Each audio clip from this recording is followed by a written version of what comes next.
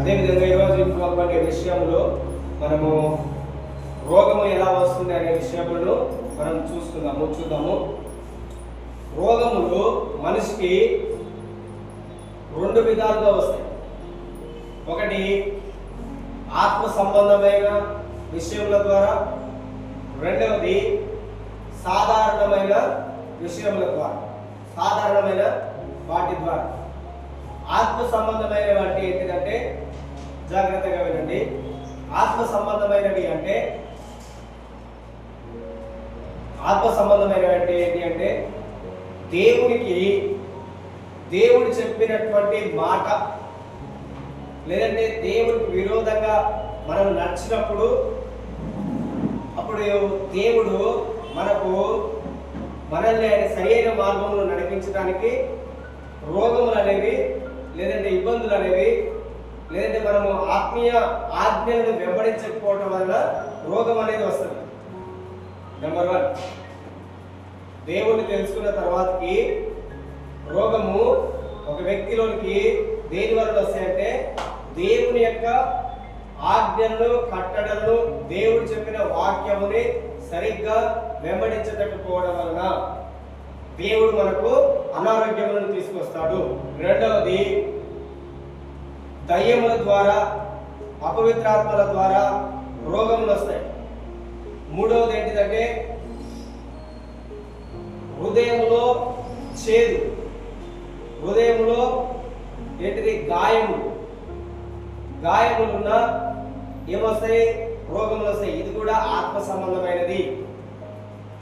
గాయములున్న, చేదు ఉన్న, పాపము వలన రోగములు వస్తాయి. పాపముల వలన ఏమొస్తాయి? రోగములు వస్తాయి. ఇంకా చాలా విషయములు ఉన్నాయి. ఇవి మీరు జ్ఞాపకం పెట్టుకోండి. కొన్ని ఏంటి, ఒకవేళ మనం ఏదైనా ఒక వ్యక్తిని క్షమించకపోయినా, క్షమాపణ మన యొక్క జీవితంలో లేకపోయినా, కఠినము ఆ కఠినము ఉన్నట్లయితే అది కూడా రోగములను మనకు తీసుకొని వస్తుంది. పోయిన ఆదివారం చెప్పిన మత్సరము ఏం చేస్తుంది? మన ఎముకలని పాడు చేస్తుంది. మత్సరం ఏం చేస్తుంది? ఎముకలని పాడు చేస్తుంది. అదేవిధంగా దేవుని యందు భయభక్తులు లేకుండా చెడుతనములో ఉంటే, చెడుతనము మన యొక్క శరీరంలో కానీ, మన యొక్క జీవితంలో కానీ, మన యొక్క వ్యక్తిగత బ్రతుకులో ఉన్నట్లయితే చెడుతనము, చెడ్డ పనులు, చెడు క్రియలు మనం అదే విధంగా చేస్తున్న చెడ్డ మాటలు, అబద్ధములు ఇవన్నీ పలుకుతున్నా కూడా వాటి వలన కూడా మన జీవితంలోనికి అనారోగ్యములు వస్తాయి. ప్రతిదానికి దురాత్మనే కాదు రోగం రావడానికి, ప్రతిదానికి దయ్యములే కారణం కాదు. ఇవి ఆత్మ సంబంధమైనవి. మాటలు, మన యొక్క మాటల వలన, మనం మాట్లాడే మాటల వలన కూడా ఏమొస్తుంది? వ్యర్థమైన మాటలు మనం పలుకుతూ ఉంటాం కొన్నిసార్లు. ఆ మాటల వలన కూడా దేవుడు అంటున్నాడు అనారోగ్యం అనేది నీ శరీరంలోకి వస్తుంది, జాగ్రత్తగా ఉండాలి. ఏ విధంగా ఉండాలి? ఎందుకంటే దేవుని యొక్క వాక్యంలో ఉన్నది జీవము మరణము నాలుక వశంలో ఉన్నది. ఎవరి వశంలో ఉన్నాయి అంటున్నాడు దేవుడు? జీవము మరణము నీ నాలుకలోనే ఉన్నది. నువ్వు జీవమును ప్రకటిస్తే నీలో మంచి ఆరోగ్యం ఉంటుంది. నువ్వు చెడ్డ మాటలు ఎల్లప్పుడూ పలుకుతా ఉంటే, వ్యర్థమైనవి చేస్తుంటే మరణం అనేది నీలోకి వస్తుంది. మరణం అనేది వెంటనే రాదు. మరణం అనేది స్లో పాయిజన్. అదేంటిది స్లో పాయిజన్? ఏంటిదంటే రోగం అనేది మరణములకు దారితీస్తుంది. రోగము స్లో పాయిజన్ అంటే విషం అనేది మెల్లగా శరీరంలోనికి వ్యాప్తి చేయడానికి ఉపయోగపడేది ఏంటిదంటే రోగము. అందుకనే జాగ్రత్తగా ఉండాలి. మొట్టమొదటిది ఏంటిది?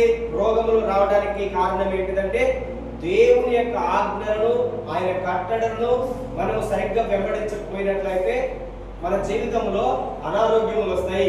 రెండవది పాపం వలన రోగములు వస్తాయి. మూడవది చెడుతనం మన యొక్క హృదయంలో ఉండడం వలన అనారోగ్యం వస్తుంది. అదేవిధంగా చేదు, బిట్టర్నెస్, హృదయంలో కపటము, అదేవిధంగా ద్వేషము, కుళ్ళు ఇవి ఉండడం వలన ఏమొస్తాయి? మన శరీరంలోనికి అనారోగ్యములు వస్తాయి. అదేవిధంగా ఏ వ్యక్తినైనా మనం క్షమించకపోయినా కూడా అనారోగ్యం అనేది వస్తుంది. ఇది ఆత్మ సంబంధమైనవి. ఇవేంటి? ఆత్మ సంబంధమైనది. రెండవది ఏంటిది? సాధారణమైనది. సాధారణమైనది ఏంటిదంటే మనం తినే ఆహార పదార్థాల వలన కూడా రోగములు శరీరంలోనికి వస్తాయి. మనం తినేటటువంటి ఆహారం వలన, మనం తింటున్నటువంటి ఆహారము మంచిగా లేకపోయినా, మనం తినేదానికంటే అధికంగా తిన్నా, లేదంటే దేవుడు మనం కొన్ని ఆహార పదార్థాలు మాత్రమే తినాలని బైబిల్లో ఉన్నది, కొన్నిటిని మనం తినకూడదు అని ఉంటుంది. కొంతమంది ఏం చేస్తారు? అన్ని తింటూనే ఉంటారు. దేవుడు ఆయన మన శరీరాన్ని నిర్మించినప్పుడు నీ శరీరానికి ఏది తింటే బాగుంటుందో, ఏవి తినకూడదో అనేది లేవియ కాండం కానీ నిర్గమ కాండం కానీ మనం చదివినాం అనుకో, నేనేం తినాలి, ఏం తినకూడదు, ఏం తింటే నా శరీరము బాగుంటుంది, ఏం తినకపోతే నా శరీరము బాగుండదు అనేది నీకు తెలుస్తుంది. దేవుడు చెప్పిన వాటిన్నింటినీ నువ్వేం తినాలి అనేది. డాక్టర్ దగ్గరికి రోగం వచ్చినప్పుడు పోయినప్పుడు వెంటనే ఆయన ఏం చేస్తుంటాడు? నీ రోగం పోవాలంటే ఇదిగో ఇవన్నీ తినకూడదని ఫస్ట్ ఆఫ్ ఆల్ రాస్తుంటాడు. దేవుడు ముందుగానే నీ శరీరంలోకి రోగములు అనేవి రాకూడదు. రోగం ఏం చేస్తుందంటే నీ శరీరాన్ని నాశనం చేస్తుంది. రోగం నీ శరీరాన్ని కృంగదీస్తుంది. అందుకనే దేవుడు నీ దేహములో నివాసం చేస్తాడు కనుక, నీ దేహములో నివాసం చేస్తాడు కనుక నీ దేహము ఆరోగ్యంగా ఉండాలి. నీ దేహము ఆరోగ్యంగా ఉండాలి. అనారోగ్యం ఉంటే దేవుడు నివాసం చేయలేడు. అనారోగ్యం అనేది సాతాను నుండి వచ్చేటటువంటిది. అనారోగ్యం మన జీవితంలో ఉంటే దురాత్మలు మన శరీరంని పాడు చేస్తున్నట్టు. అందుకనే దేవుడు ఏం చెప్తున్నాడు? నీ దేహము దేవుని యొక్క ఆలయం కనుక, నీ దేహం అనేది పరిశుద్ధంగా ఉండాలి కనుక దేవుడు ఏమంటున్నాడంటే నువ్వు ఏం తినాలి, ఏం తినకూడదు, ఏం తింటే నీకు అనారోగ్యం వస్తుంది అనేవి దేవుడు మనకు బైబిల్లో చాలా, ఈ బైబిల్ గ్రంథంలో రాసి ఉన్నాడు, చాలా రాసి ఉన్నాడు. వాటిని మనము తినాలి. అది మన శరీరానికి ఆరోగ్యం ఇస్తుంది. అదేవిధంగా ఏమి త్రాగకూడదు దేవుడు చెప్పి ఉన్నాడు. ఏమి త్రాగకూడదు, ఏమి తినకూడదు అనేది దేవుని యొక్క వాక్యంలో ఆయన రాసి ఉన్నాడు. నిన్ను సృష్టించినప్పుడు నీ బాడీ దేనినైతే తట్టుకొనగలుగుతుందో, నీ బాడీ దేనినైతే మంచిగా ఉంచుకొనగలుగుతుందో వాటిని తినమని చెప్పిండు. నువ్వు నీ యొక్క శరీరం దేనినైతే తట్టుకోలేదో, లేదంటే వాటిని ఎదుర్కోలేదో అట్టి వాటిని నువ్వు తినకూడదు అన్నాడు. అట్టి వాటిని ఒకవేళ తింటే ఏమవుతుంది? అనారోగ్యం వస్తుంది అన్నాడు. నెంబర్ 1 ఏంటిది? అనారోగ్యములు మన శరీరంలోనికి రావడానికి కారణం ఒకటి ఆత్మ సంబంధమైనటువంటి విషయములు. రెండవది మనం తినేటటువంటి ఆహార పదార్థములు. ఈ వీటి వలననే రోగములు అనేవి మనిషి యొక్క శరీరంలోనికి వస్తుంది. రోగం వచ్చిందంటే ఫస్ట్ ఆఫ్ ఆల్ మనిషికి రోగం వచ్చిందంటే దుఃఖం అనేది వస్తుంది. అదేవిధంగా మనిషిని ఆలోచన, ఎల్లప్పుడూ ఆలోచన, చింత, అదేవిధంగా నీ యొక్క జీవితంని పాడు చేస్తూ ఉంటుంది ఎల్లప్పుడు. దేవుని యొక్క వాక్యంలో ఉన్నది 1 తిమోతిలో క్యాన్సర్ అనేది కొరుకుడు పుండు అని, కొరుకుడు పుండు అండి. క్యాన్సర్ అంటే ఏంటిది? కొరుకుడు పుండు అంటే శరీరాన్ని ఏం చేస్తుంది? రోజు రోజుకి తినేస్తుంటది. అదేవిధంగా చెడు ఆలోచనలు,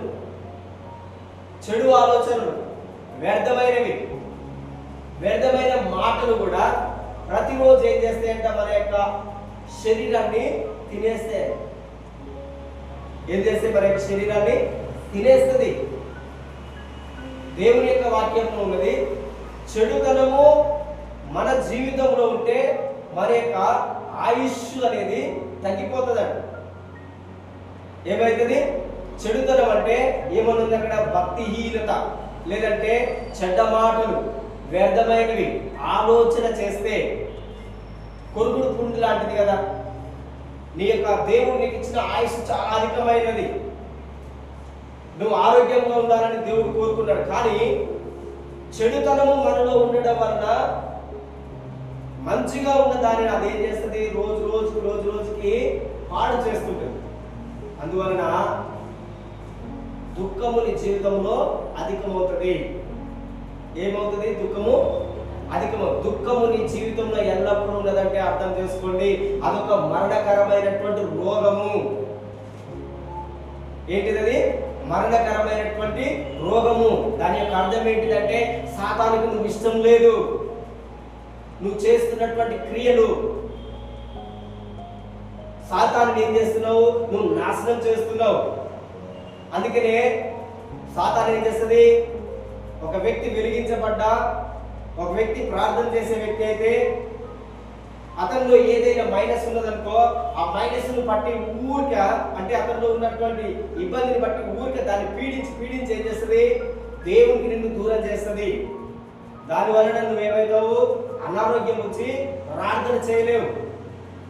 నెంబర్ 1 అటాక్ ఏంటిది? సైతాను ఎందుకు నీకు అనారోగ్యం తీసుకొస్తుంది అంటే దేవునికి నిన్ను దూరం చేయడానికి. అనారోగ్యం ఉంటే నువ్వు ప్రార్థన చేయలేవు, అనారోగ్యం ఉంటే నువ్వు ఎక్కడికి వెళ్ళలేవు. అప్పుడు ఏం జరుగుతుంది, నీ యొక్క మనస్సు ఏమైపోతుంది, కృంగిపోతుంది. అయ్యో నేనేం చేయలేకపోతున్నానే, అదేవిధంగా దేవుడు కూడా నాకేం చేయలేకపోతున్నాడే అనేది బిట్టర్నెస్, చేదు. నీ యొక్క హృదయం పగిలిపోతుంది, లేదంటే నలిగిపోతుంది. మన యొక్క హృదయం రోగం వస్తే ఏమవుతుంది, నలిగిపోతుంది. దుఃఖం వస్తుంది మొట్టమొదటిగా, ఎందుకు రోగం వచ్చింది అని, ఎందుకు ఈ వ్యాధి వచ్చింది అనేది. కానీ అది ఎందుకు వచ్చింది కానీ దేవుడు నిన్ను అదే దుఃఖంలో ఉండమని చెప్పట్లేడు. దేవుని యొక్క వాక్యంలో, దేవునిలో వాక్యంలో ఉన్నది, ఒక ఆయనకు కుష్ఠరోగం వచ్చింది. కుష్ఠరోగం వస్తే కుష్ఠరోగం వచ్చిన వాళ్ళని జనముల మధ్యలో నివాసం చేయలేరు. వాళ్ళని ఎక్కడ ఉంచుతారు, ఊరికి వెలుపల బయట వాళ్ళకు ఒక సపరేట్ ఇల్లు ఉంటాయి, వాళ్ళు అక్కడనే నివసించాలి. కానీ ఆ రోగం ఏం చేస్తుంది, తను ప్రేమించినటువంటి వ్యక్తులను దూరం చేసేసింది. తను కావాలనుకున్న దగ్గర ఉండలేకపోతున్నాడు. కుష్ఠరోగం ఎలా వస్తుంది, పాపం వలన. పాత నిబంధనలో పాపం అంటే కుష్ఠరోగం. సో ఆ పాపం వచ్చింది, దాని వలన అతడు తను అనుకున్న దగ్గర ఉండలేకపోతున్నాడు, తన పిల్లల దగ్గర కానీ, తన భార్య దగ్గర కానీ, తను అనుకున్నది తినలేకపోతున్నాడు. ఒంటరిగా ఉండాల్సి వస్తుంది. రోగం నిన్ను ఏం చేస్తుంది, ఒంటరి వాళ్ళని చేస్తుంది. రోగం ఏం చేస్తుంది మనల్ని, ఒంటరి వాళ్ళని. దుఃఖము, బాధ, ఎవరితో కలవకూడదు, ఏది కూడా నీకు ఇష్టమైనవి తిననీయదు, నీకు ఇష్టమైన పనులను చేయనీయరు. రోగం మనల్ని ఏం చేస్తుంది, నాశనం చేస్తుంది. అందుకనే చాలా జాగ్రత్తగా ఉండాలి, చాలా జాగ్రత్తగా ఉండాలి. సో నేనేం చెప్తున్నా, ఫస్ట్ ఆఫ్ ఆల్ రోగము దుఃఖమును తీసుకొని వస్తుంది. అదేవిధంగా రోగము నిన్ను నలగొడుతుంది. రోగము నిన్ను ప్రార్థన చేయలేదు, ఎల్లప్పుడూ చింతించు. ఎందుకు వచ్చింది, దేనికి వచ్చింది, దీని గురించి ఆలోచించు. అదే విధంగా నిన్ను ఒత్తిడిలోనికి నెట్టివేస్తుంటది. ఒత్తిడిలోనికి నిన్నేం చేస్తుంటది, నెట్టివేస్తుంటది. కానీ మనము అలా ఉండడానికి వీల్లేదు. ఆ కుష్ఠరోగం వచ్చినటువంటి వ్యక్తికి సంతోషం లేదు, ఒక్కడే ఉంటున్నాడు ఊరికి బయట. సంతోషం లేదు, ఆనందం లేదు. అతని యొక్క హృదయం నిండా ఏమున్నది, వేదన, బాధ ఉన్నది. అయ్యో నన్ను ఎవరు బాగు చేస్తారు అని ఏడుస్తున్నాడు. ఆ దినమున యేసు ప్రభు వస్తున్నాడు. యేసు ప్రభు నడుచుకుంటూ వస్తుంటే యేసు ప్రభుని గురించి విన్నాడు. యేసు ప్రభుని ఎవరు తాకినా, యేసు ప్రభుని ఎవరు ముట్టినా, లేదంటే యేసు ప్రభు ఎవరిని ముట్టినా వారందరికి స్వస్థత వస్తున్నది. ఈరోజు మనలో రోగములుంటే మనము త్రాకాల్సినటువంటి వ్యక్తి ఎవరైనా ఉన్నారంటే అది యేసుక్రీస్తే. యేసుక్రీస్తుని కనుక నువ్వు ముట్టుకున్నట్లయితే, యేసుక్రీస్తుని కనుక కనుక నువ్వు త్రాగినట్లయితే ఆయన నిన్ను బాగు చేస్తాడు. యేసుక్రీస్తు అంటే దేవుని యొక్క వాక్యమే. దేవుడు ఏమన్నాడు? వాక్యమే నేనే వాక్యమై ఉన్నాడు. ఈ రోజు నేను యేసయ్యని ఎలా తాకాలంటే వాక్యములో. వాక్యాన్ని నువ్వు తాకుతున్నావు అంటే యేసు ప్రభుని నువ్వు తాకుతున్నట్టే. వాక్యము నిన్ను బాగు చేస్తుంది. హల్లెలూయా. అది ఎలాంటి రోగమైనా, ఎలాంటి వ్యాధి అయినా, ఎలాంటి కష్టమైనా ఏం చేస్తుంది? దేవుని యొక్క వాక్యము నిన్ను బాగు చేస్తుంది. ఆయన యేసు ప్రభుని గురించి విన్నాడు. విని యేసు ప్రభు దగ్గరికి మెల్లగా నడుచుకుంటూ వస్తున్నాడు. ఆయనతో పాటు శిష్యులందరూ ఉన్నారు. గొప్ప జన సమూహం ఉండొచ్చు, కానీ ఇతడు మాత్రం తగిన సమయం కొరకు ఎదురు చూస్తున్నాడు. యేసు ప్రభు దగ్గరికి నేను ఎలా వెళ్ళాలి? ఎందుకంటే ఒకవేళ వీళ్ళందరూ చూస్తే నన్ను రాళ్ళతో కొట్టి చంపేస్తారు. తగిన సమయం ఒకటి వచ్చింది. యేసయ్యను కలుసుకునే సమయం వచ్చింది. చూడండి, మార్క్స్ వార్త 1వ అధ్యాయము 20వ వచనం చూడండి. మార్క్స్ వార్త 1వ అధ్యాయం 40వ వచనము నుంచి చదువుదాం. ఒక కుష్ఠరోగి ఆయన ఎదుటకు వచ్చి ఆయన ఎదుట మోకాలుని, నీకు ఇష్టమైతే నన్ను శుద్ధినిగా చేయగలవని ఆయనతో చెప్పి ఆయనను వేడుకొనగా ఆయన కనికరపడి చెయ్యి చాపి వారిని ముట్టి, నాకు ఇష్టమే, నువ్వు శుద్ధుడు కమ్మని వారితో చెప్పారు. చూడండి, రోగము నీకున్నదంటే దేవుడు అంటున్నాడు నీకు రోగం ఉండకూడదు, రోగములతో ఉండడం నాకు ఇష్టం ఉండదు అంటున్నాడు దేవుడు. అనారోగ్యం అనేది దేవునికి ఇష్టమైనటువంటి పని కాదు. అందుకనే దేవుడు ఏం చేసిండు? నేను అనారోగ్యంలో, రోగంలో ఉన్నామని ఆయన మన కొరకు గాయములు పొంది ఉన్నాడు. ఏం చేసిండు యేసయ్య? మన కొరకు గాయములు పొంది ఉన్నాడు. ఆయన పొందిన దెబ్బల వల్ల మనకి ఏం కలుగుతున్నది? స్వస్థత. యేసు ప్రభు ఎందుకు నీ కొరకు గాయములు తిన్నాడు? నీలో అనారోగ్యం అనేది ఉన్నది. నీకు శరీరంలో బయట కనబడకపోవచ్చు, కానీ నీ అంతరంగంలోనైనా రోగం ఉంటది. చాలా మందికి తెలియదు, అంతరంగంలో రోగములు ఉంటాయి, గాయములు ఉంటాయి. బయట ఉండేటటువంటి రోగము లేదంటే గడ్డలు అనేవి బయటికి కనబడతాయి కనుక ఏమైందంటే చెప్తారు, కానీ అంతరంగంలో ఉన్నటువంటి గాయములను ఎవరు చెప్తారు? అంతరంగంలో నీ చిన్నప్పటి నుంచే తగలవచ్చు. నీ చిన్నప్పుడే నిన్ను మీ టీచర్స్ కానీ, చిన్నప్పుడే తల్లిదండ్రులు కానీ, చిన్నప్పుడే మన తోటి వాళ్ళు కానీ వ్యర్థమైన మాటల చేత ఇంకా ఏదో ఒక దగ్గర నీ యొక్క హృదయం గాయపడి ఉండొచ్చు.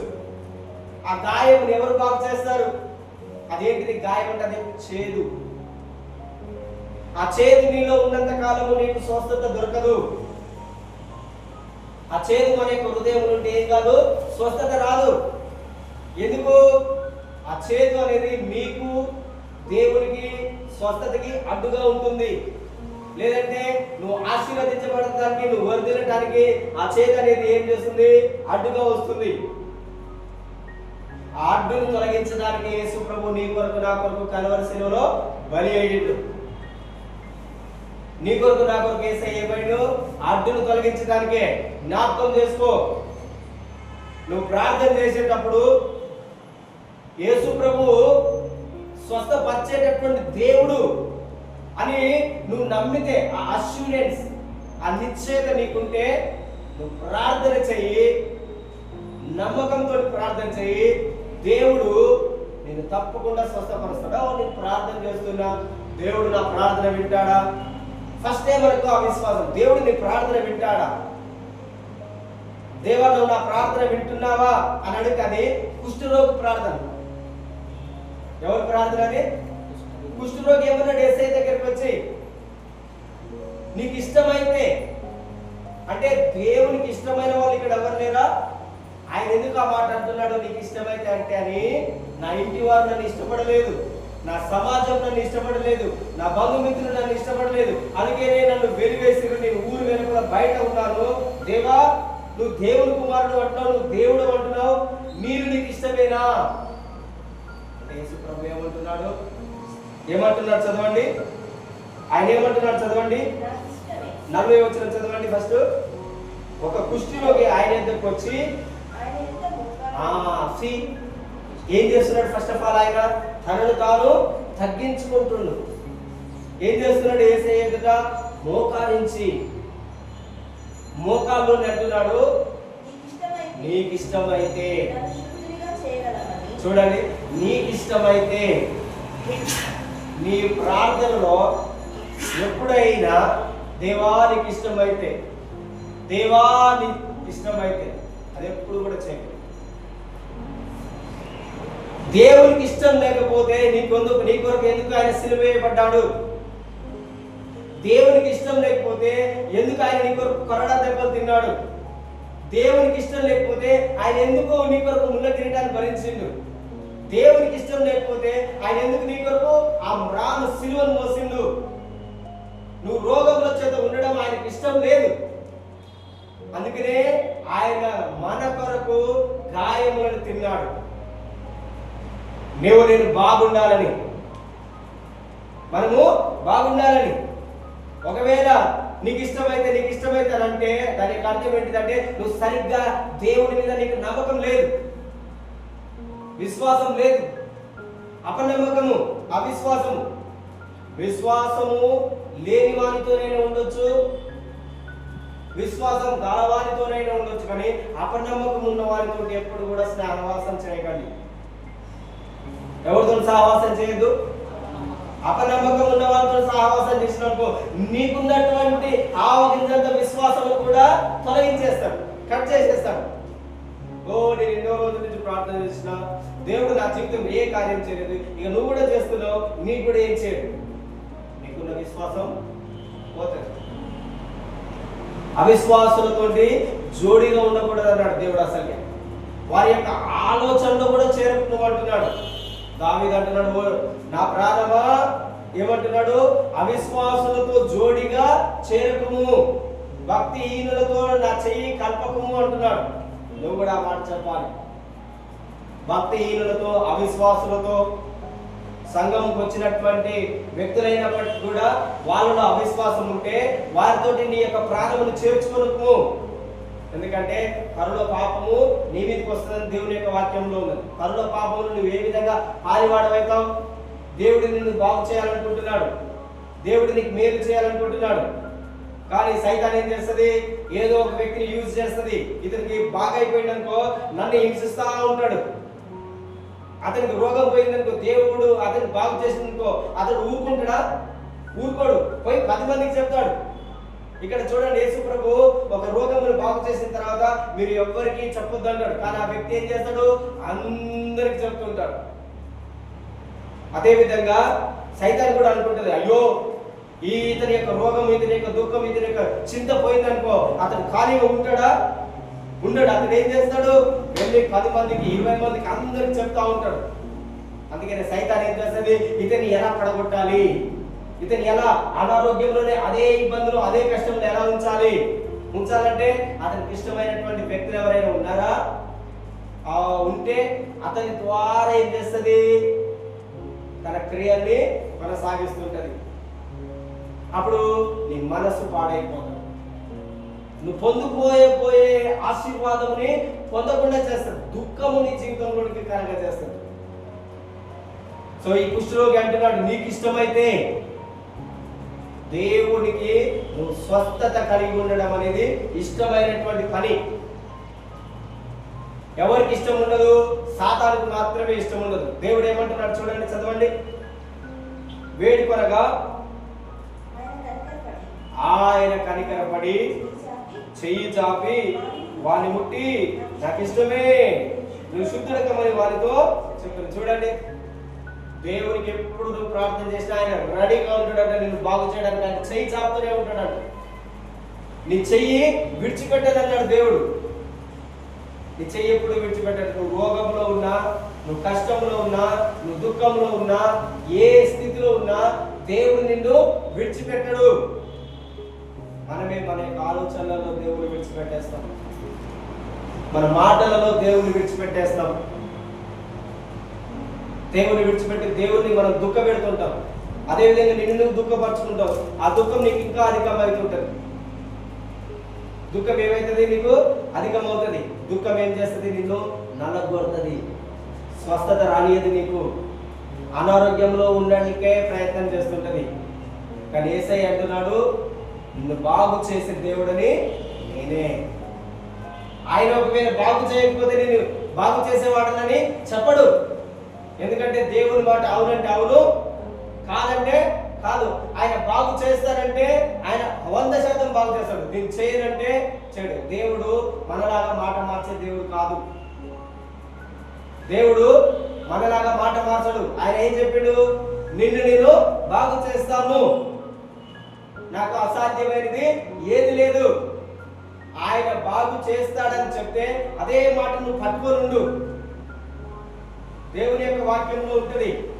దేవుడు నీకు ఏదైనా వాగ్దానం ఇస్తే ఆ వాగ్దానం నువ్వు పట్టుకోవాలి. నిశ్చయముగా అది నెరవేరేంత వరకు, నీ జీవితంలో అది దొరికేంత వరకు, కనబడేంత వరకు నువ్వు ఆ వాగ్దానాన్ని మర్చిపోవద్దు. ఎబ్రీ పత్రిక 10వ అధ్యాయం చూడండి. ఎబ్రీ పత్రికలో ఉంటుంది చాలా స్పష్టంగా. ఎబ్రీ పత్రిక 10వ అధ్యాయము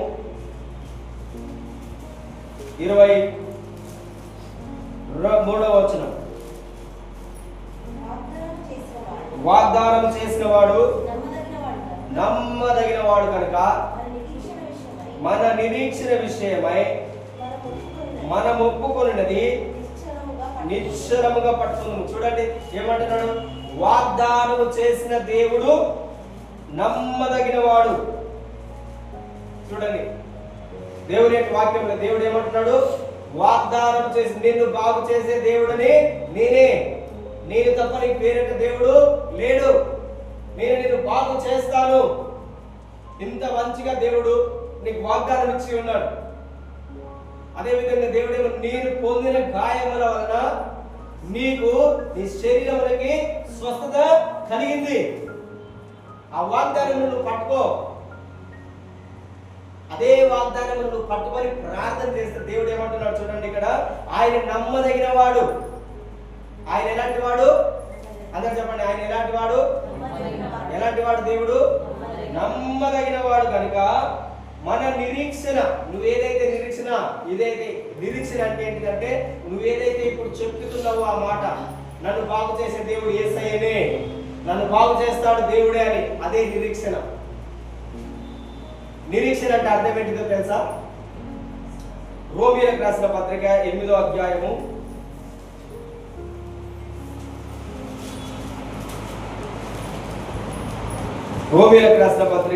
8వ అధ్యాయము చూడండి. 8వ అధ్యాయము 24వ వచనం. ఏలయనగా నిరీక్షణ కలిగిన వారమై రక్షింపబడితిమి. నిరీక్షింపబడినది కనబడినప్పుడు ఆ నిరీక్షణతో పని ఉండదు. తాను చూచుతున్న దాని కొరకు ఎవడు నిరీక్షించును? మనము చూడని దాని కొరకు నిరీక్షించిన ఎడల ఓపికతో దాని కొరకు కనిపెట్టదు. చూడండి, నిరీక్షణ అంటే ఏంటిది? నువ్వేదైతే చూడట్లేవో నీ జీవితంలో, నీకు ఏదైతే లేదో దానిని చూసేంత వరకు నీకు ఓపిక కలిగి ఉండాలంటున్నాడు.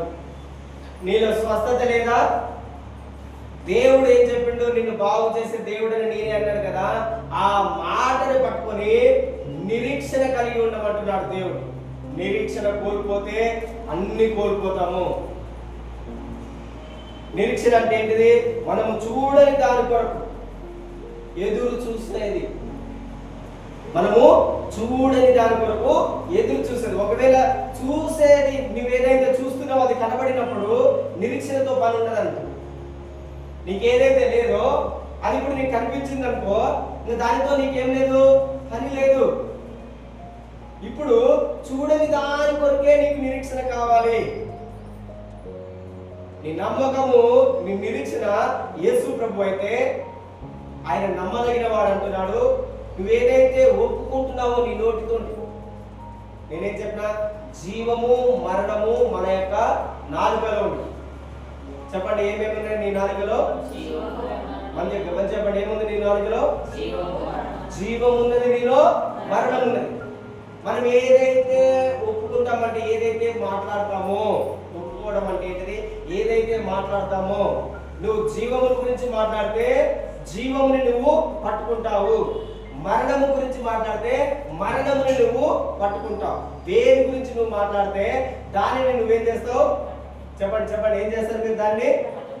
చెప్పండి, మంచి చెప్పండి. దేని ఏం చేస్తారు? దేని గురించి నువ్వు ఒప్పుకుంటున్నావు, ఏం మాట్లాడుతున్నావు? నీ మాట అనేది చాలా జాగ్రత్తగా ఉండాలి. అది నిశ్చయంగా నువ్వు పట్టుకుంటావు అంటున్నాడు. ఇక్కడ కుష్ఠరోగి అడుగుతున్నాడు, ఏమంటున్నాడు? నీకు ఇష్టమైతే.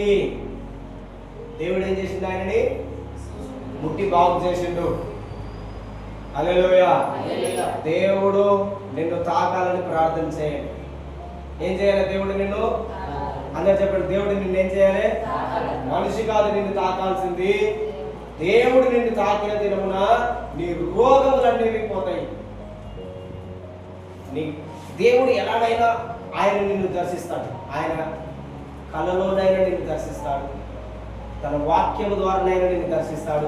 ఎలాగైనా దేవుడు నిన్ను దర్శిస్తాడు కనుక, దేవా నన్ను దర్శించండి, నన్ను తాకండి, ప్రార్థన చేయండి. వాక్యమును బట్టి ప్రార్థన చేయండి. ఇదిగో కుష్ఠరోగిని తాకినావు, ఇదిగో గుడ్డి వారిని నువ్వు తాకినావు, ఇదిగో దయ్యం పట్టిన వారిని నువ్వు తాకినావు, ఈరోజు నన్ను తాకండి. దేవుడికి ప్రార్థన చేస్తే నువ్వేదైతే ఒప్పుకుంటున్నావో, నువ్వేదైతే చెప్తున్నావో, తప్పకుండా అది నీ జీవితంలోకి వస్తుంది. హల్లెలూయా. ఎప్పుడు కూడా నిరీక్షణ కోల్పోవద్దు. నువ్వు చెప్పేటప్పుడు అలసిపోవద్దు. ఏం కావద్దు? అలసిపోవద్దు. అలసిపోయినావా, నీకు విశ్వాసం లేదు, ఎదురు చూసే ఓపిక లేదు నీకు. అబ్రహాముకు ఓపిక ఉన్నది. దేవుడు ఆయనని 75 సంవత్సరంలో పిలిచిండు. ఆయన ఎన్ని సంవత్సరంలో ఓపిక కలిగి ఉన్నాడో తెలుసా? 25 సంవత్సరములు. ఎన్ని సంవత్సరములు? చెప్పండి, ఎన్ని సంవత్సరములు? 25 సంవత్సరములు ఆయన ఓపిక ఉన్నది. దేవుడే చెప్పాడు స్వయంగా, డైరెక్ట్ గా. నీకు నాకైనా దేవుడు చెప్పలేదేమో, కానీ ఆయనకైతే దేవుడే డైరెక్ట్ గా కనిపించి డైరెక్ట్ గా ఆయన చెప్తున్నాడు. ఏంటిది? అబ్రహాము, నీ యొక్క భార్య గర్భమును నేను బాగు చేస్తాను, నీ భార్య నీకు గర్భఫలం ఇస్తుంది. ఎంత డైరెక్ట్ గా చెప్పినాడు దేవుడు. నిరీక్షణ అబ్రహాం కోల్పోలేదు కనుకనే ఆయన ఏమంటున్నాము? విశ్వాసులకు తండ్రి. ఏమంటున్నాడు? ఈ రోజు కనుక అదే విశ్వాసం నీకుంటే నిన్ను కూడా విశ్వాసములకు తండ్రి అని పిలుస్తారు. అబ్రహాము మాత్రమే కాదు, అబ్రహాము మనకంటే ముందున్నాడు కనుక అబ్రహామును విశ్వాసములకు తండ్రి అన్నాడు.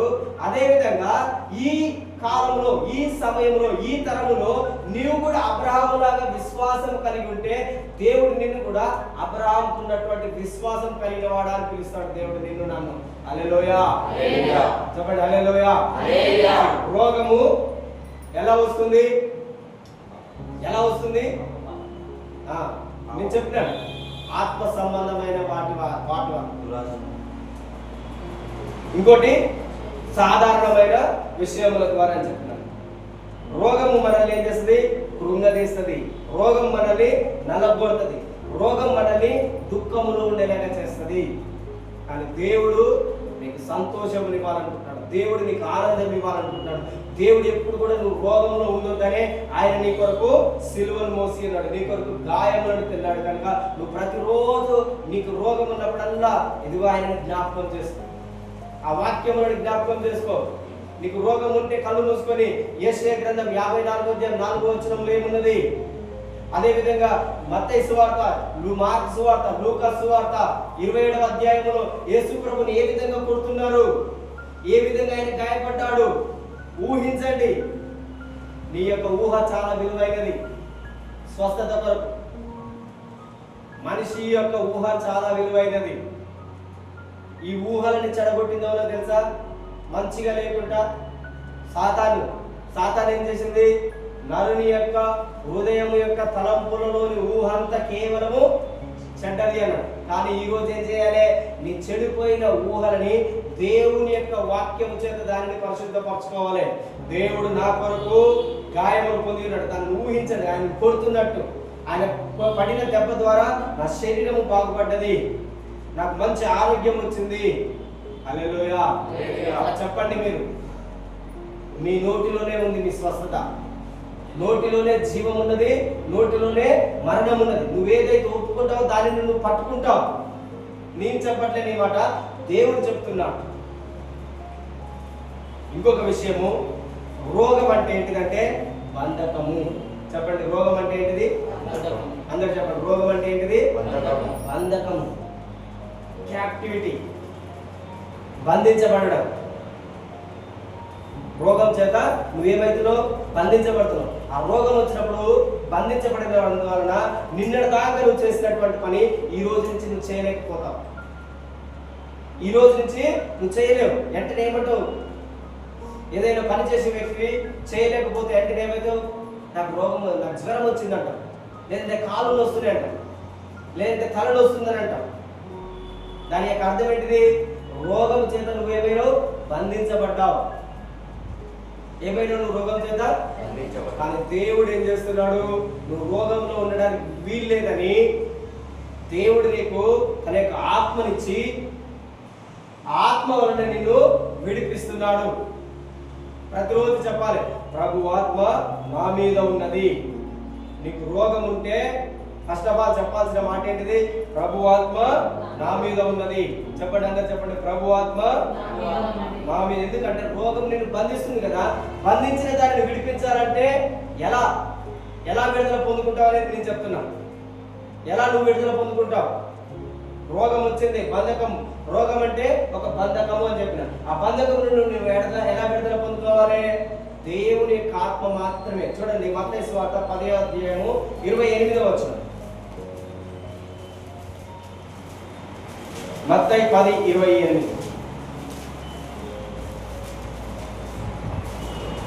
మరియు ఆత్మను చంపలేరగా దేహమే చంపవారికి భయపడదు కానీ ఆత్మను దేహమును కూడా. అది కాదు,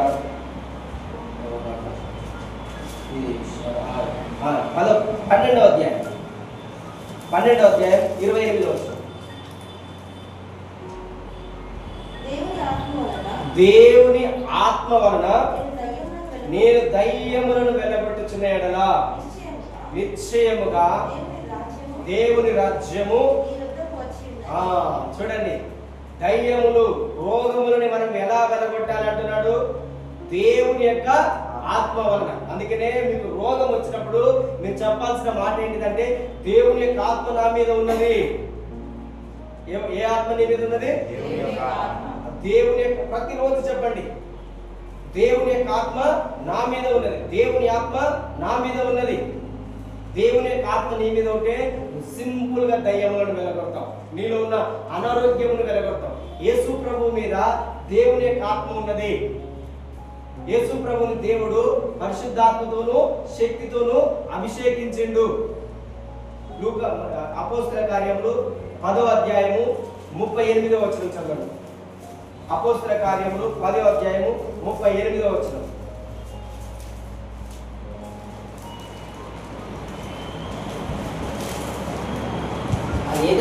అదేదనగా దేవుడు నజరేయుడైన యేసును పరిశుద్ధాత్మతోను శక్తితోను అభిషేకించినదే. దేవుడు ఆయన తోడైన కనుక ఆయన మేలు చేయొచ్చు. అపవాది చేత పీడింపబడిన వారందరినీ స్వస్థపరచుచు. స్వస్థత అండర్లైన్ చేసుకోండి.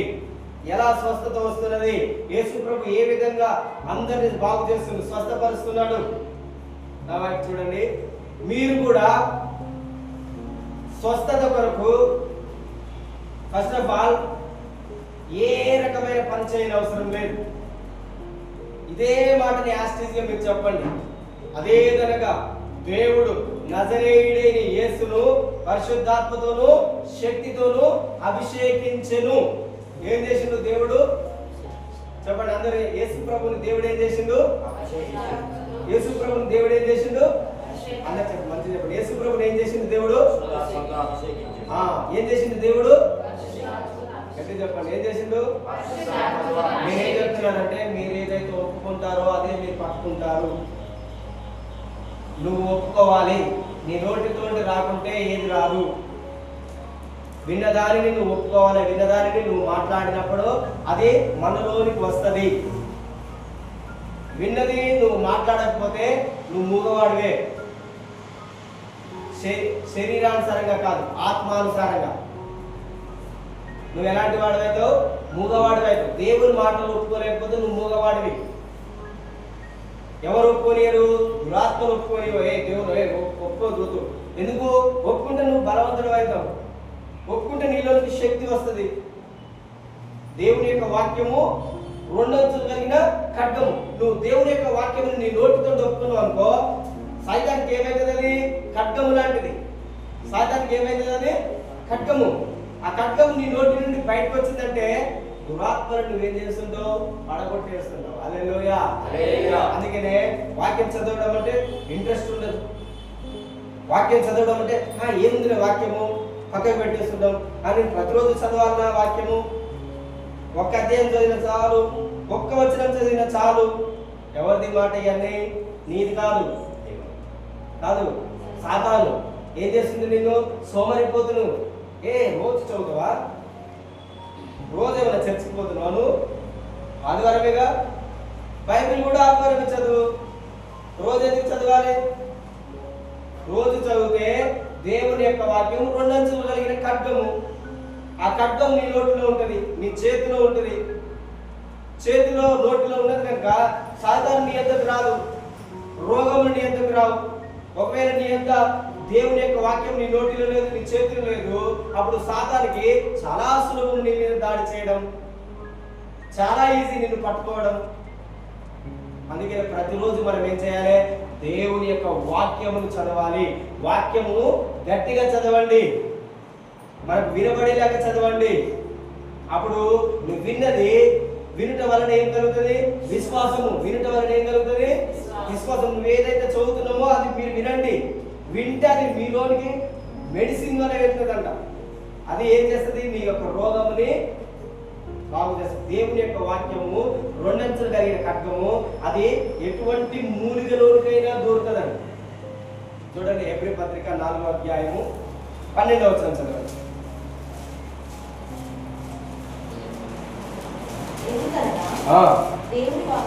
దేవుని వాక్యము సజీవమై బలము కలిగినదై రెండంచులు గల ఎటువంటి ఖడ్గము కంటేను వాడిగా ఉండి ప్రాణాత్మలను, కీళ్లను, మూలికను విభజించినంత మటుకు దూర్చు, హృదయం యొక్క తలంపులను, ఆలోచనలను.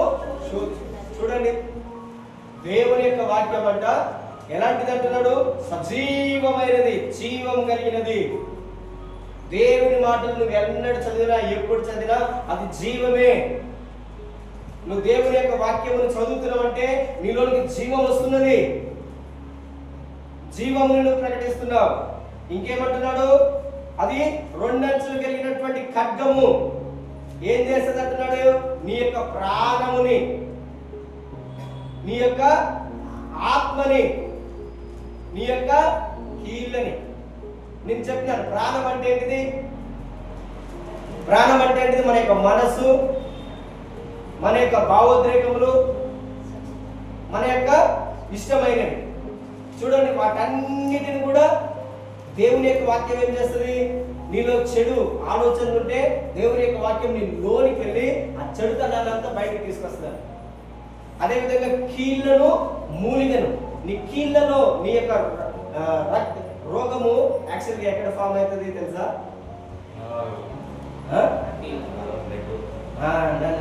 రోగం అనేది మన యొక్క ఎముకలలో లోపట అది మూలిక, దానిలో ఫామ్ అవుతుంది. అది ఏం చేస్తుంది? రక్తం ఎక్కడ, బ్లడ్ అనేది ఎక్కడ ఉత్పత్తి అవుతుందో తెలుసా? మన యొక్క బోన్స్లలో. బ్లడ్ ఎక్కడ ఉత్పత్తి అవుతుంది? మన యొక్క ఎముకలలో. అందుకనే డిజీజెస్ అనేవి, రోగములు అనేవి మన యొక్క ఎముకల లోపట మూలికలో, కీళ్ళలో వస్తాయి. అందుకనే దేవుడు ఏమంటున్నాడు? మూలికలోనికి, కీళ్ళలోనికి దూరే ఎంత మటుకు, ఎంత వరకు అయితే నీకు రోగం ఉందో అంత వరకు వెళ్ళి దాన్ని ఏం చేస్తుంది అంటున్నాడు? శోధించి క్లీన్ చేసి పరిశుద్ధపరుస్తుంది అంటున్నాడు. హల్లెలూయా. గట్టి చెప్పండి, హల్లెలూయా. సో అందుకనే ప్రతిరోజు వాక్యములు చదవండి. యేసు ప్రభుని దేవుడు ఏం చేసిండు? పరిశుద్ధాత్మతోనూ ఆ శక్తితోనూ అభిషేకించిండు. ప్రతిరోజు నువ్వు చెప్పాలి. అదేదనగా నజరేయుడైన యేసు అన్న దగ్గర, అదేదనగా నల్గొండలో ఉన్న రాజేష్ని ఏమని చెప్పాలి? నీ పేరు పెట్టండి, చెప్పండి, మీరు చెప్పండి, మీ పేరు రాయండి బైబిల్లో. అదేదనగా నజరేయుడైన యేసు అన్న దగ్గర ఏమంటే నల్గొండలో ఉన్న రాజేష్ అని రాసి అప్పుడు నువ్వు చదువు. దేవుని యొక్క ఆత్మ నీలోనికి వస్తున్నట్టు అన్నమాట. ఏం చేస్తున్నది? అప్పుడు నువ్వేం చెప్పాలి? అదేదనగా దేవుడు నజరేయుడైన యేసు అన్న దగ్గర దేవుడు రాజేష్ అని నన్ను పరిశుద్ధాత్మతోనూ శక్తితోనూ అభిషేకించిండు అని నువ్వు చెప్పి ఏం చేయాలి? ఆయన నన్ను అభిషేకించిండు కనుక ఏమున్నది చెప్పండి.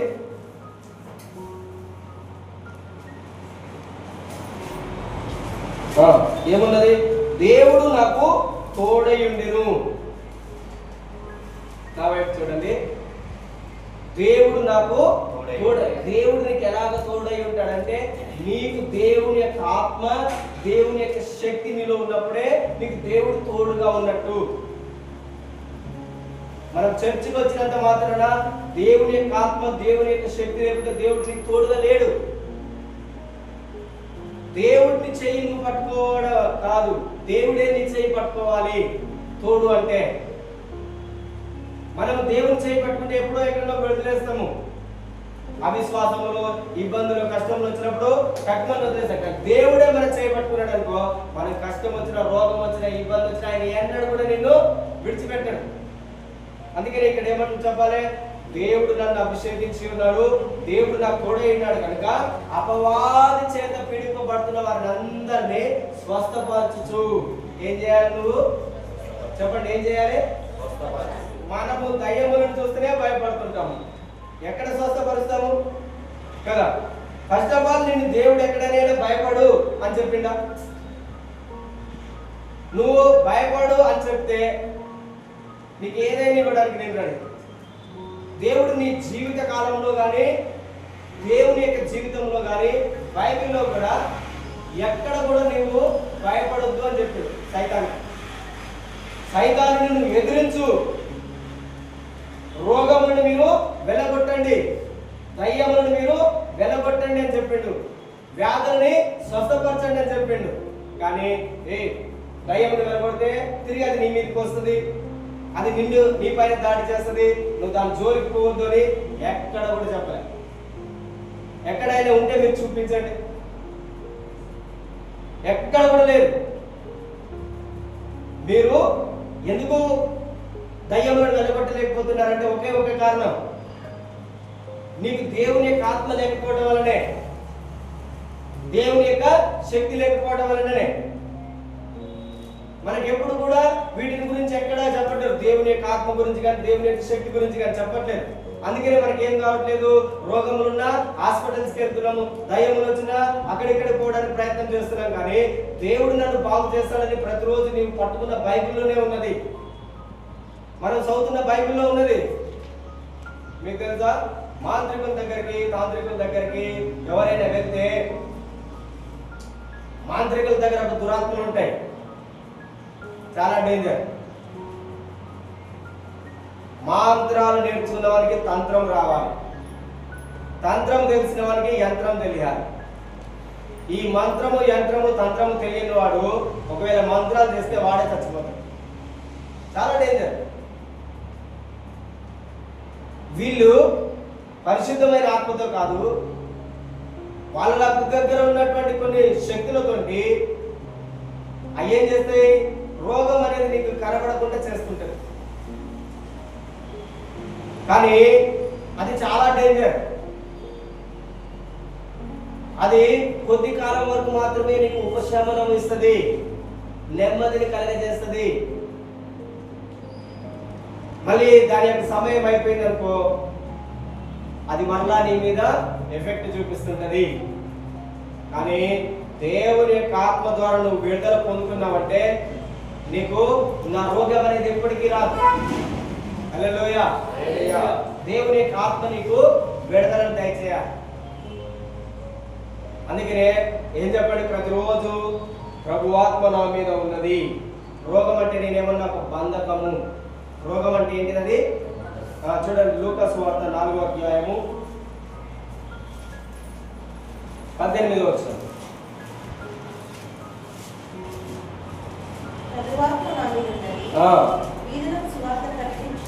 ప్రకటించుటకై ఆయన నన్ను అభిషేకించెను, చెరలో ఉన్న వారికి విడుదలను. చూడండి, చెరలో ఉన్న వారికి విడుదల. చెర అంటే ఏంటిది? బంధకము. ఇప్పుడు నిన్ను ఏది బంధించింది? రోగము బంధించింది అనుకోండి. ఆ రోగమును విడిపించాలంటే ప్రభు ఆత్మ, దేవుడు నన్ను అభిషేకించాలి. దేవుని యొక్క ఆత్మ నా మీద ఉండాలి. దేవుని యొక్క ఆత్మ నా మీద లేదనుకో నేను ఏం చేసినా వ్యర్థమే. అందుకని ఈరోజు చాలా మంది ఏం చేస్తున్నారు? ప్రార్థన చేస్తున్నారు కానీ దయ్యములు పోవట్లేదు, రోగాలు పోవట్లేదు. కారణం ఏంటిది? ప్రభు ఆత్మ లేకపోవడం వలన. ఏం లేకపోవడం వలన? దేవుని యొక్క ఆత్మ లేకపోవడం వలన. దేవుని యొక్క ఆత్మ ఒక విశ్వాసి మీద ఉన్నా, దేవుని యొక్క ఆత్మ ఒక చిన్న పిల్ల మీద ఉన్నా, దేవుని యొక్క ఆత్మ ఒక సాధారణమైన వ్యక్తి మీద ఉన్నా, ఆ వ్యక్తి దయ్యములను, రోగములను వెలగొట్టగలుగుతాడు. హల్లెలూయా. నేను చాలా పెద్దవాడిని, నేను ఇంత పెద్దవాడిని అని చెప్పేసి మనం వాక్యం చెప్పినా కూడా ఆ వాక్య ప్రకారం మనం ప్రవర్తించలేకపోతే వ్యర్థమే. వాక్యము ఆత్మతో కూడినదై ఉండాలి. మనం చెప్పేటటువంటి వాక్యము ఆత్మతో కూడినదై ఉంటే ఆత్మ ఏం చేస్తుంది? నిన్ను బాగు చేస్తుంది. హల్లెలూయా. గట్టిగా చెప్పండి, హల్లెలూయా. రోగం నిన్నేం చేస్తుంది? మొట్టమొదటిగా బంధిస్తుంది. బంధించిన దాన్ని విడిపించబడాలంటే నీకు దేవుని యొక్క ఆత్మ కావాలి. పోయిన ఆదివారం నేను చెప్తాను, రోగము నిన్నేం చేస్తుంది? కృంగదీస్తుంది, నశింపచేస్తుంది. నిన్ను ఇలా ఉండలేదు, ఎప్పుడు ఇలా పడేలాగా చేస్తుంది. నువ్వు ఇలా అభివృద్ధి చెందుతున్నావు అనుకోండి, నువ్వు ఇలా ఎదుగుతున్నావు అనుకోండి, రోగం వచ్చిననుకో ఒకేసారి నువ్వు సంపాదించిందంతా డమ్ అయిపోతుంది. అవునా? రోగానికే నేను సంపాదించిందంతా ఖర్చు పెట్టాల్సి వస్తుంది. అయితే ఇన్ని రోజులు నేను సంపాదించిందంతా ఎట్టిపోయింది? రోగం వల్ల రోగానికి పోయింది.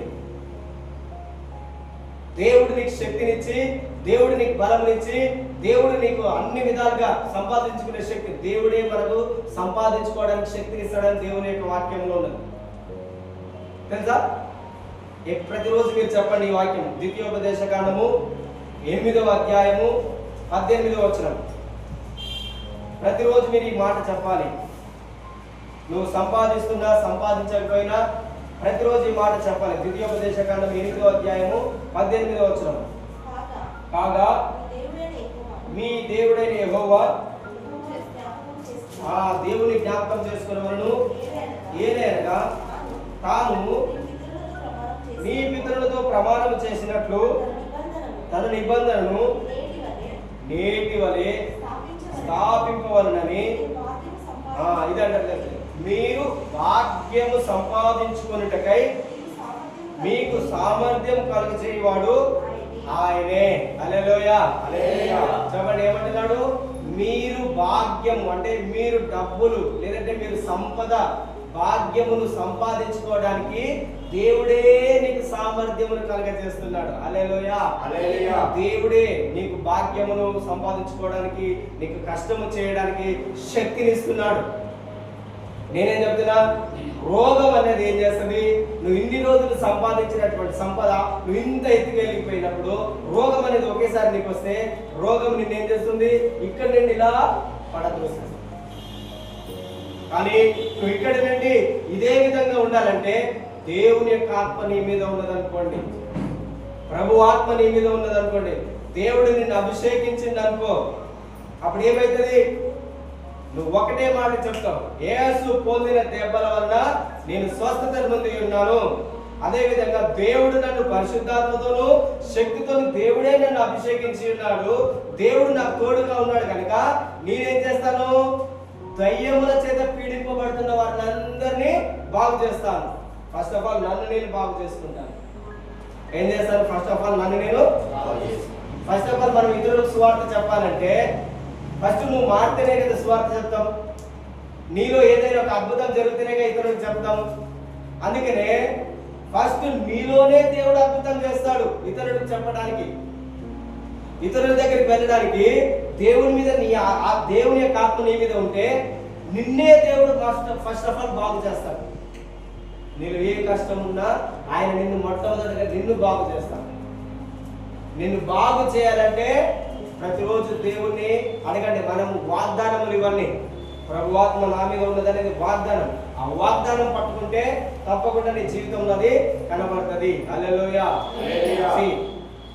ఏం చేస్తుంది? రోగము నిన్ను కృంగదీస్తుంది, రోగం నిన్ను బంధిస్తుంది. రోగములు ఎలా వస్తాయి? శాపము వల్ల. రోగం ఎలా వస్తుంది? శాపం. ఇదే ద్వితీయోపదేశకాండము 28వ అధ్యాయము 28వ అధ్యాయంలో మీరు చూడండి, మొత్తం టోటల్ ఎన్ని వర్సెస్ ఉంటాయంటే 64 వర్సెస్ ఉంటాయి. 68 68 వచనములు ఉంటాయి. మీరు ఇంటికి వెళ్ళాక చదవండి, ఇప్పుడు కాదు. 68 వచనాలు ఉంటాయి. ఇందులో 1 నుంచి 14 వచనముల వరకు ఆశీర్వాదాలు. 1 నుండి 14 వచనముల వరకు ఏంటి? ఆశీర్వాదాలు. అదేవిధంగా 15 నుంచి 68 వచనముల వరకు అన్ని శాపాలే. అన్ని కూడా ఏంటిది? చూడండి, శాపముల యొక్క పట్టిక ఎంత పెద్దగా ఉన్నది, ఆశీర్వాదముల యొక్క పట్టిక ఎంత చిన్నగా ఉన్నది. బైబిల్లో దేవుని మాటలో ఆశీర్వాదములు 14 కనబడుతున్నాయి కదా. రోగములు, శాపములు, ఇబ్బందులు అనేవి 54 ఉన్నాయి. 54 వచనములు ఉన్నాయి. అంటే ఇన్ని చెప్పినా కూడా మనిషి అనేది మారిపోవట్లేడు. ఆశీర్వాదముల గురించి దేవుడు కొన్నిగానే చెప్పిండు. మనం మారడానికి దేవుడు ఎన్ని మాటలు చెప్తున్నాడో చూడండి. రోగములు ఎలా వస్తాయి, శాపములు ఎలా వస్తాయి, దరిద్రత ఎలా వస్తుంది. ఇక్కడ ఒక వచనం ఉంటుంది, 47వ వచనం అనుకుంటా. 47వ వచనం చూడండి. నీకు సర్వ సమృద్ధి కలిగి నీవు సంతోషముతోను హృదయానందముతోను నీ దేవుడైన యెహోవాకు నీవు దాసుడు. చూడండి, ఇక్కడ దాని యొక్క అర్థం ఏంటిదంటే దేవుడు అంటున్నాడు, నీకు సమస్తమునిచ్చాను, నీకు ఉండడానికి మంచి ఇల్లు ఇచ్చాను, నీకు కట్టుకోవడానికి మంచి వస్త్రములు ఇచ్చాను, నీకు రోగం పోవడానికి నేను దరిద్రుడయ్యాను, నిన్ను బాగు చేశాను. అన్ని చేసినా కూడా దేవుడు ఏమంటున్నాడు? నువ్వు సంతోషించట్లేవు నన్ను బట్టి. ఏం చేయట్లేవు? సంతోషిస్తలేవు. దేవుని యొక్క మందిరంలోనికి రావడానికి అంటే నీకు సంతోషం లేదు. దేవుణ్ణి ఆరాధించాలంటే సంతోషం ఉండట్లేదు. ప్రార్థన చేద్దామంటే సంతోషం ఉండట్లేదు. వాక్యం చదువుదామంటే సంతోషం ఉండట్లేదు. నీకు దేవుడు ఏమంటున్నాడు? నీకు అన్ని ఇచ్చినా నన్ను మర్చిపోతున్నావు, నిన్ను కాపాడుతున్నా నన్ను మర్చిపోతున్నావు, నిన్ను దీవిస్తున్నా నన్ను మర్చిపోతున్నావు. నేను దీవించడం వల్ల నువ్వు మర్చిపోతున్నావు కనుక నేను ఎందుకు దీవించాలి కదా. మనం ఎవరికైనా ఒక డబ్బులు ఇచ్చినాం అనుకో, వాళ్ళు మనల్ని మర్చిపోతున్నారు. మనం మళ్ళీ ఎందుకు డబ్బులు ఇవ్వాలి? మనం ఒకరికి మేలు చేస్తున్నాం ఎప్పుడు, కానీ ప్రతిసారి వారు మనల్ని ఏం చేస్తున్నారు? మర్చిపోతున్నారు. అప్పుడు దేవుడు అంటాడు, నేను ఎందుకు మేలు చేయాలి? చేయాలా వద్దా? నువ్వు చేస్తావా? చెప్పండి, మనం చేస్తామా? నీకొక నీతి, దేవునికి ఒక నీతియా? మనము మేలు చేస్తేనే ఆయనకి ఎందుకు చేయాలి? ఎప్పుడు మర్చిపోతాడు, మన గురించి చెడుగా చెప్తుంటాడు అని అంటాం. మనం ఎందుకు చేయాలి? దేవుడు అంటున్నాడు, నీకు అందించిన, సంతోషం ఇచ్చిన, ఆనందం ఇచ్చిన, అయినా కూడా నువ్వు నన్ను మర్చిపోతున్నావు. అంటే నువ్వు నాకు దాసుడుగా ఉండట్లేవు, సంతోషంగా దేవుని మందిరంలోనికి రావట్లేవు, నీకు సంతోషం లేట్లేదు. నిన్ను ఎందుకు బాగు చేయాలి? ఇంకా మీరు ఈ యొక్క వచనములన్నీ చదవండి. రోగములు అనేవి ఎలా వచ్చినాయి అనేది చాలా స్పష్టంగా ఉంటాయి. చాలా రోగములు ఉంటాయి ఇక్కడ, నొప్పులు, బాధలు, అన్ని రకాల రోగాలు ఉంటాయి. మీరు చదవండి ఎందుకు వస్తున్నాయి. సింపుల్గా చెప్తాడు దేవుడు. మీకు అర్థమవుతుంది. 28వ అధ్యాయం ఇంటికి వెళ్ళాక చదవండి. హల్లెలూయా చెప్పండి. హల్లెలూయా. అదేవిధంగా చివరిది ఒకటి చెప్తా. ఎప్పుడు దయ్యముల వలన కాదు రోగాలు వచ్చాయి, పాపం వలన మాత్రమే కాదు రోగాలు వచ్చాయి, లేదంటే శాపం వలన మాత్రమే కాదు రోగాలు వచ్చాయి, దేవుని వలన కూడా రోగములు వస్తాయి. కీర్తన 107వ అధ్యాయము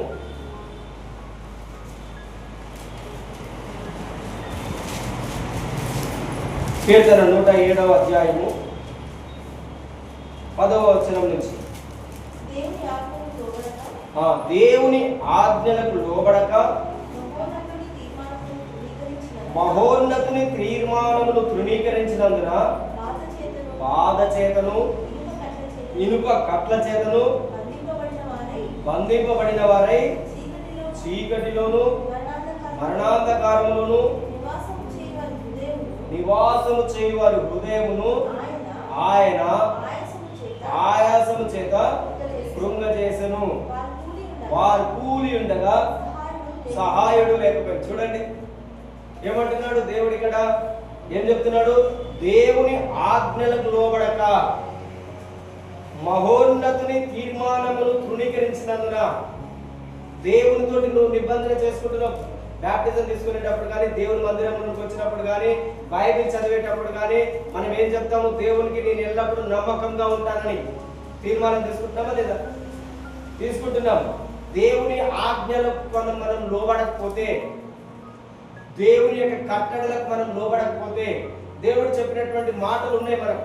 నువ్వే విధంగా ప్రవర్తించాలి, నువ్వే విధంగా ఉండాలి, ఏ విధంగా ఉండకూడదు, ఏం చేయకూడదు, ఏం చేయాలి, ఎవరితో ఉండాలి, ఎవరితో ఉండకూడదు అనేవి దేవుడు మనకు కొన్ని నియమ నిబంధనలు చెప్పి ఉన్నాడు. దానికి మనము లోబడి ఉంటామని చెప్పినాం.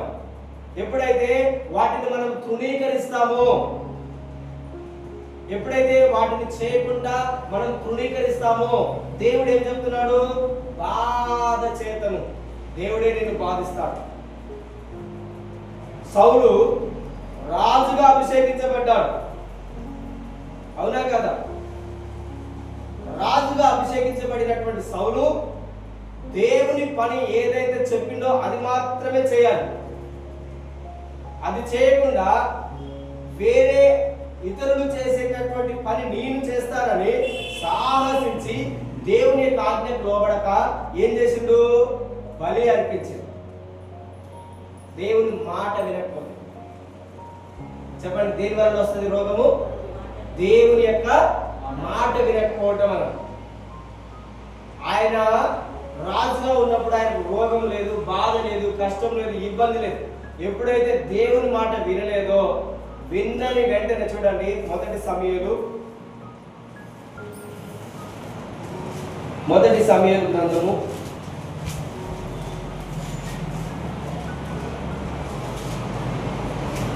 16వ అధ్యాయము 14వ వచనం.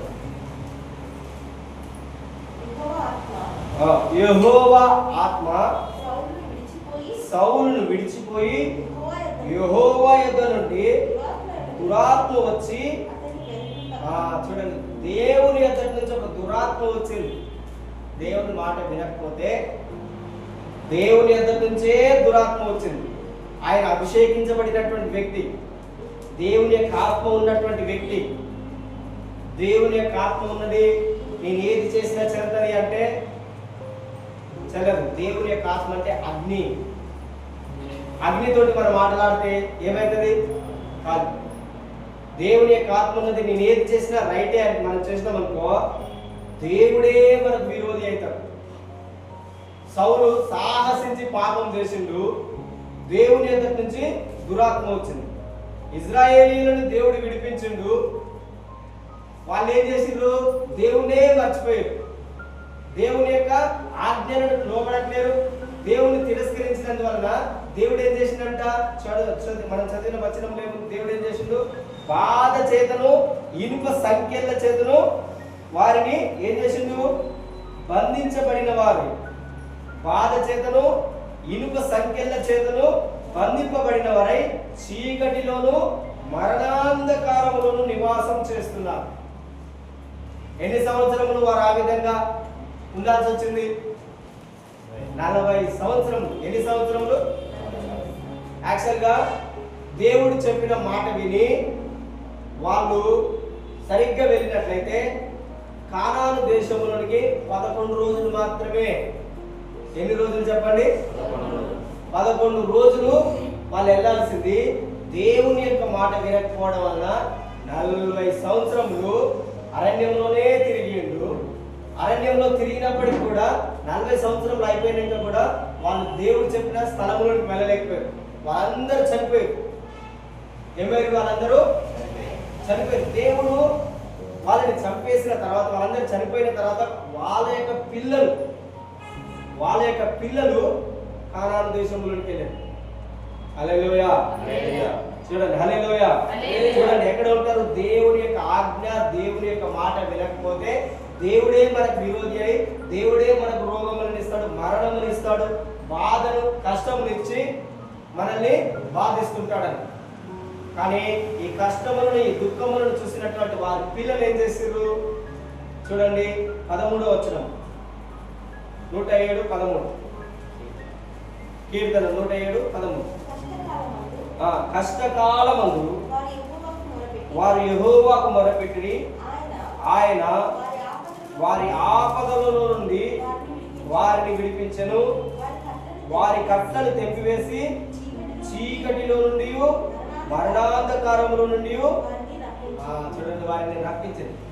మనము ప్రార్థన చేస్తే, మన పాపములను నొప్పుకుంటే, దేవా నీకు విరోధంగా తప్పు చేశానని వారి యొక్క తల్లిదండ్రులు చనిపోయిన తర్వాతకి వారికి కష్టములు ఎదురైనప్పుడు వారి పిల్లలు ఏం చేసినారు? కష్టకాలం ముందు వారు దేవునికి మొరపెడితే దేవుడు వారి ఆపదల నుండి వారిని విడిపించి. ఈరోజు మనం కూడా అంతే. రోగం నీ జీవితంలో ఉందంటే గుర్తించు. ఫస్ట్ ఈ రోగం నా జీవితంలోకి ఎలా వచ్చింది? ఇది ఆత్మ సంబంధమైనదా, దురాత్మ నుండి వచ్చిందా, దేవునికి విరోధంగా నేను మాట్లాడడం వలన వస్తుందా, లేదంటే నేను తినే ఆహార పదార్థాల వలన ఈ రోగం వచ్చిందా? మనం వెంటనే ఏం చేయాలి? దాన్ని గుర్తించి దానికి తగినట్టుగా మనం ప్రవర్తిస్తే దేవుడు ఏమంటున్నాడు? మరణంలో నుండి, చీకటిలో నుండి ఆయన నిన్ను విడిపిస్తాడు. హల్లెలూయా, హల్లెలూయా. రోగము శాపము వలన వస్తుంది. రోగము బంధించబడడం వలన. ఎవరు బంధిస్తారు? దురాత్మలు. గెరాసీను దేశంలో అపవిత్రాత్మ పట్టిన ఒకడు ఉన్నాడు. మనం చదివినాం కదా, గెరాసీను దేశంలో ఒక అపవిత్రాత్మ పట్టినటువంటి వ్యక్తి ఉంటాడు. వాడెల్లప్పుడు ఎక్కడికి పరిగెత్తుతున్నాడు? సమాధులలో ఉండడానికే ప్రయత్నిస్తున్నాడు. కారణం ఏంటిది? దురాత్మలు ఎక్కడ నివాసం చేస్తాయి? అపవిత్రాత్మలు ఎక్కడ నివాసం చేస్తాయి? దయ్యములు ఉండే నివాసం, అపవిత్రాత్మ సమాధులు అక్కడ నివాసం చేస్తాయి. మనుషుల మధ్యలో నివాసం చేయవు. అతని అపవిత్రాత్మ సంపూర్ణంగా ఆవరించింది కనుక అతను పెద్ద పెద్ద సంఖ్యలు కట్టేసినా కూడా అతడు వాటన్నిటిని ఏం చేస్తున్నాడు? త్రెంపివేసి ఎక్కడికి పరిగెత్తుతున్నాడు? సమాధులలోకే. కానీ యేసు ప్రభు ఎప్పుడైతే వచ్చి అతనిలో ఉన్న దురాత్మలను వెలగొట్టిన తర్వాతకి అతడు బాగుపడిన వాడై అన్నాడు. అతడు బాగుపడిన వాడై ఏమైనాడు? స్వస్థ చిత్తుడై ఉన్నాడు. హల్లెలూయా. సో దేవుడు దురాత్మలను వెలగొడతాడు. దేవుడు మన రోగములను బాగు చేస్తాడు. రోగం ఎప్పుడు మనల్ని పడద్రోస్తుంది. రోగం మనల్ని ఎప్పుడు కృంగదీస్తుంది. కనుక రోగము నీ జీవితంలో లేకుండా ఉండాలనేది దేవుని యొక్క చిత్తము. సో నువ్వు రోగం లేకుండా ఉండాలంటే ఎలా ఉండాలి? ప్రభువాత్మ నీ మీద ఉన్నది అనేది నేను మీకు చెప్పాను. ఈ మాటని మీరు ధ్యానించండి. వచ్చే ఆదివారము నువ్వు రోగంని ఎలా బాగు చేయాలనే చెప్పు. ఆత్మ వరములలో ఒక వరం ఏంటిది? స్వస్థపరిచే వరం. చెప్పండి, ఏ వరం అది? స్వస్థత వరం గురించి నేను మీకు వచ్చే ఆదివారం మీకు ఈ వరం మీలోనికి వస్తుంది. అంటే హల్లెలూయా. ఏ వరం మీలోనికి వస్తుంది? అందరూ చెప్పండి, ఏ వరం నీలోనికి వస్తుంది? ఎందుకంటే నీకు రోగం ఎలా వస్తుంది, రోగం ఏ విధంగా ఉంటుంది అనేది తెలిసింది. దాని నుండి నువ్వు ఎలా బాగుపడాలనేది కూడా నేను మీకు చెప్తాను. సో మీరు రోగముల చేత ఉన్న వారిని ధైర్యంగా ప్రార్థన చేసే విధంగా మీకు నేను చెప్తాను. ధైర్యంగా మీరు ప్రార్థన చేస్తారు. మీకున్న రోగములైన కష్టములైన సులభంగా తొలగిపోతాయి. హల్లెలూయా. దేవుడి వాక్యమును దీవించి ఆశీర్వదించును గాక.